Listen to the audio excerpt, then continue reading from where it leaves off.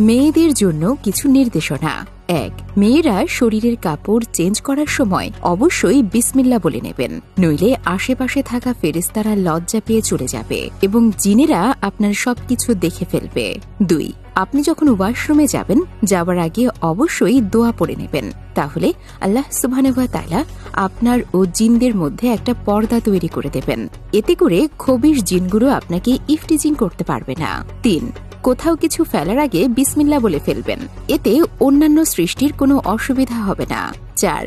বাইরে যাওয়ার সময় ঘরে থাকা ফেরেশতাদের সালাম দিয়ে বের হবেন ও দোয়া পড়ে বের হবেন। যেসব ফেরেশতারা আপনার অনুপস্থিতিতে আপনার ঘরটি পাহারা দেবেন, ঘরে এসে তাদের আবারও সালাম দেবেন। ৫. বেশি বেশি সালাম দেওয়ার অভ্যেস করুন। ছোটদের আগে সালাম দিন, তারা উৎসাহিত হবে। ৬. আপনি যদি বিবাহিত হয়ে থাকেন, তাহলে বাচ্চাদেরকে ছোট থেকেই মসজিদে পাঠানোর অভ্যেস করুন। দাঁড়িয়ে